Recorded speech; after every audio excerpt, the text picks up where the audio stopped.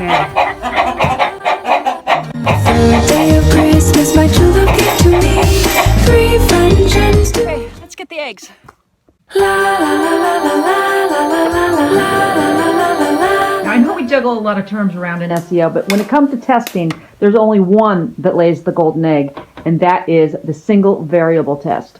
Hey, Dory Friend here, and yes, that's right. Single variable testing is pretty much the only testing that I pay attention to and recommend that you pay attention to. Case studies are okay, but they're case studies. They're a study. They're not a test. They're going to give out theory and opinion on what's working and what's not working. And correlation studies, again, they are just, mass amounts of people doing SEO, and most people aren't doing SEO right. So they will give you false positives. So those are two big reasons why the 2 eggs fell and the 1 rose up, because I believe single variable testing rocks and is the golden egg. Now, today is the 3rd day, so we're going to talk about those 3 tests. I'm going to play a video from Kyle, who, it's all like 5 minutes, and so you can listen to him explain it to you about the 3 testing methods. And then I'm going to give you 3 tests, because today is day 3 and it's 3 French hens, and so click on the link down below and you can sign up to get 3 tests done by the SIA. So right now I'm just going to scroll into Kyle and let him talk about the 3 different types of tests and why testing single variables is really important. So SEO testing. So a lot of you know I do testing. That's kind of one of the big things that I do, and most of you probably know that. In SEO, Is there anybody here that doesn't know? we'll blaze through just in case. Most SEO are case studies and correlational studies.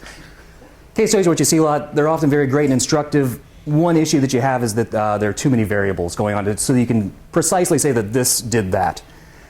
Correlational studies, the issue there is you're looking at a whole bunch of different factors, and the key point is correlation is not causation. Correlation can be harmful without context or confirmation. Did you know that when ice cream sales go up, crime rate goes up? That is a fact. So, ice cream causes crime. I didn't know that before.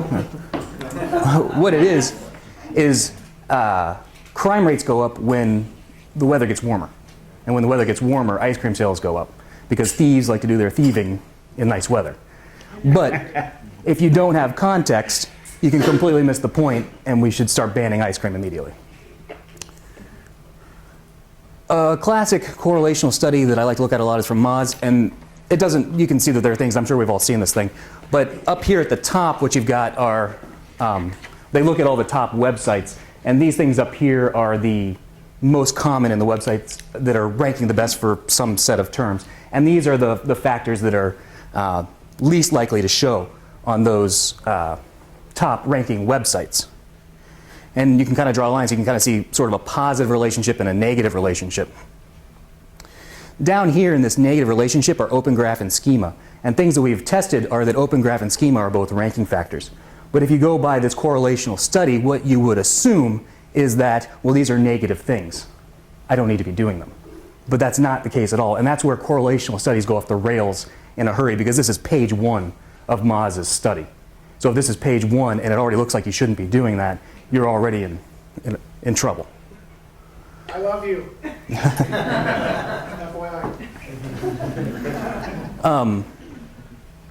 Just what I said, that the idea is that it appears to be a negative factor, people don't do it.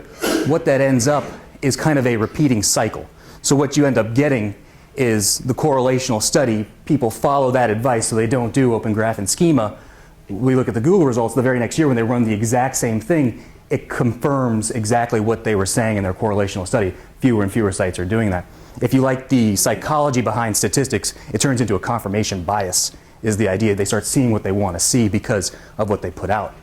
And what's even worse is that then they do a correlation of a correlation where they have influencers who then spout the exact same thing that they just read, that these are the things you should be doing. What you end up with is an extra component of the correlational study confirmed by experts. People follow the advice and you have the Google results. A very wise SEO person that I know, Dory Friend, calls this the SEO myth factory. That's her term. And basically, the wrong information leads to the dumbing down of SEO. So the better approach is using the scientific method and single variable tests. And this is the core of what I do. In the scientific method, you make an observation. Hey, I see this event happening all the time. You form a hypothesis. I think this thing's coming back. You gather the data, so you crunch the formula. You critique and analyze that. So Haley died, and he never saw that he was correct. What was interesting is in number 5, he was off by a smidge. He said it should come here, and he was off by a matter of months. And the reason is that he didn't know that Jupiter was actually going to slow it down. As the comet passed Jupiter, because Jupiter has such a gravitational pull, it slowed it down more than he knew. They just didn't know at the time. So in that test, and they refine, altered, retest, and now they know that Halley's Comet comes back, whatever, 80 some odd years. And they develop a theory that it will come back again. I didn't look it up, but I don't think we have a chance to see it again. So if this was getting you excited about seeing Halley's Comet, I don't think it's going to happen during our lifetimes. Well, so single variable testing, the idea on these tests is that we want to get down to one thing, so that when we look at that one aspect that we have introduced into an environment, we know that that is moving the needle or not, is the whole point. In a very simple structure, you need a control group and a test group. You need to eliminate variables, and what that means in these situations is if you do one thing to one page, you need to do it to another. You know, if you have to put something on one page and it's not what you're testing, it needs to be on all the pages that are in your experiment. And then number 3 is keep accurate records, and that is hands down the worst part of this whole thing, and that's probably where a lot of people fall down, because you need to keep track of your dates, you need to take screenshots, you need to monitor, you need to have a way to monitor, and it gets, if you're not organized, it gets... And now you have to report it so that people understand, yeah. Okay, I hope you liked that. That was the end of day 3, so be sure to scroll down and get your 3 tests. Also, click on the subscribe button. I'd really love that. Love a like, love a share, all that. This is a really interesting. This is the 3rd day doing a video, and it's taken some time. I mean, it's not that easy to do it. It took me like 3 hours just to do that first part.